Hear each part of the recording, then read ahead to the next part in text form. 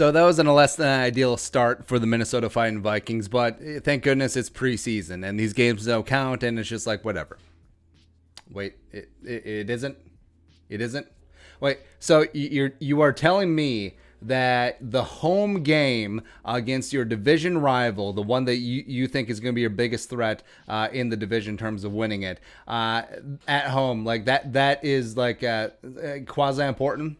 So the Vikings just dropped the most important game of the season, but it's okay. It is okay. Lots of time to turn this mother around, but it's going to be tough. And how are the Vikings going to fix this thing? It is one game, as well as it was the first ever NFL experience for guys like Justin Jefferson, for guys like Cameron Tiny Dancer. I get it. The cornerbacks will be better. Yannick will get better. He's only been in the building for 6 damn practices. Maybe Anthony Barr will actually show up and not just cash a paycheck. I don't know. There are a lot of things that could go better for the Minnesota Vikings. Maybe Gary Kubiak can call plays, not like that. Yeah. So here are 5 ways the Vikings can fix this mess. Let's get into them. So number 1, sign Snacks Harrison. Again, this is something that we've been preaching for weeks, months, even years. I'll be there for you. Hell, we even would have preferred signing Snacks Harrison over Michael Pierce. Not going to lie. But the Vikings gave up 158 yards rushing to the Packers on 29 attempts.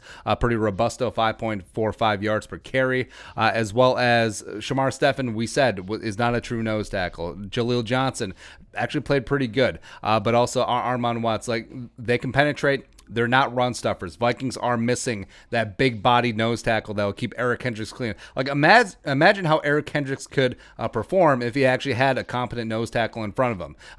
Like we're talking like peak Linval Joseph type guy. Now Snacks Harrison, a little bit longer in the tooth. Yes, was banged up with Detroit last year. Yes, is currently a free agent. Yes, but also you can make a very solid case that Snacks Harrison was the best run stuffing 4-3 nose tackle of the past 6 years. Very easily can make that case. And also, going down the rabbit hole. So Damon Snacks Harrison tweeted some good luck to Kirk Cousins before the game. Yeah, we do Vike that. So Snacks Harrison, week 1 is done. Come on in. The Vikings have 0 cap space, but that's never stopped them before. Hashtag cap is a myth.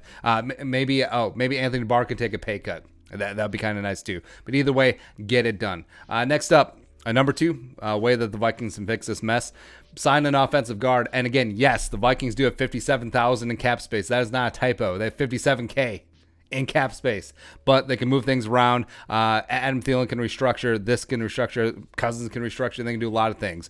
But we've talked about, why did you cut Josh Klein? Yes, we understand that there are issues with concussions, but also you want to have him back at a pay cut. Like you weren't ready to just cut him before he declined to take that pay cut. So bring him on back. Bring it on back. It's not like there's a land rush for his services at this point.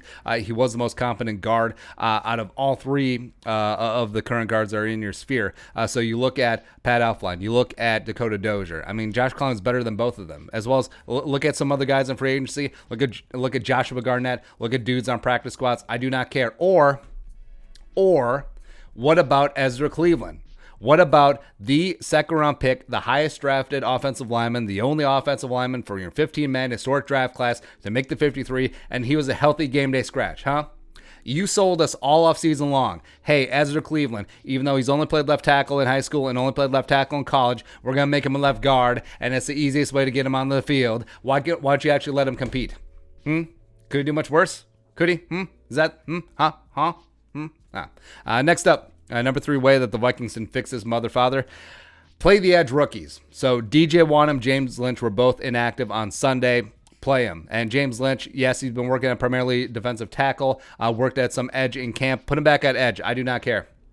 I don't, because any semblance of a pass rush would be a great improvement from what happened on Sunday. Because, yes, the young quarterbacks did not play great, and we'll get to them in a sec, but the absolute 0 pass rush did them no favors. It didn't. And the Danielle Hunter tweak, IR, it's massive. It is massive because Afadio Odenigbo didn't get home, struggled. As well as Yannick Ngakoue got dinged up, struggled. It didn't help that David Bakhtiari was holding on every single play, but I digress there. As well as the second line, Jalen Holmes, Cheeseburger Eddie Yarbrough, both played significant snaps. They got nothing done. Absolutely 0. Not a single one of them could even sniff Rodgers. And also the Packers were down 3 offensive linemen as well. So, frankly, it's not just the edge guys. I mean, hell, play James Litch at defensive tackle because they got 0 push inside. They got 0 pressure outside. What the hell was going on? Right? Rodgers was a freaking statue back there all day long. He could have his own lunch and then launch a deep bomb to Devontae Adams, who magically came free because cornerbacks weren't made to cover for 5 seconds. But other than that, I have no thoughts. Yeah. Next up, number 4 way that the Vikings can fix this, under smoke. So now if you played Madden back in the day, there was this great defense called under smoke, and it's basically just an all-out blitz. It's like a cover 0 blitz. You bring everyone in, and now they've renamed it to thunder smoke, which is dumb. It's always his mama named him under smoke. I'm gonna call him under smoke. So blitz. If you can't get home with 4, send 5, send 6. Like, you have Dom Capers on the staff for a reason. Like, he is the god, mother, father of the zone blitz, besides Dick LeBeau. But yeah. So bring some heat, get creative up front, because you're going to have to generate things. And respect, you guys did that last year when you had Afadi and Steve Wedley kick inside when your defensive tackles couldn't even sniff the quarterback. So you're going to have to do that damn thing again. And you have to get at the quarterback, otherwise these young cornerbacks are going to struggle all year. Last one. Number 5, so the young quarterbacks do need to step up. And like we said, pass rush is a big part of it. They would have made them look a lot better. And frankly, the cornerbacks got exposed, not because their coverage was bad per se, even though at times it certainly was, but the lack of pass rush against the octogenarian Aaron Rodgers. He will pick you apart all day long because that's what old people do. Right? And also, like, there is really no other choice. Like, any street free agent you bring in isn't going to be an improvement. So the Vikings are going to have to weather the storm and ride this one out. So Holton Hill will get better.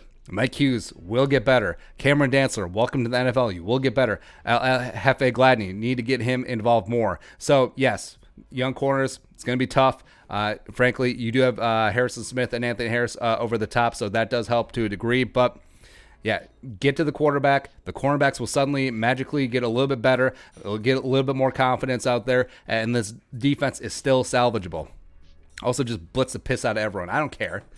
If you're going to go down swinging. Right? Just be aggressive. Don't sit back and just take it like they did on Sunday. So that's it. Those are 5 ways that the Vikings can fix this hot mess. What are your thoughts? Agree, disagree? Let us know in the comment section below. Subscribe for daily Vikings takes. Want to support that work? Pull us up in the Venmo. But until next time, Skull Production Value.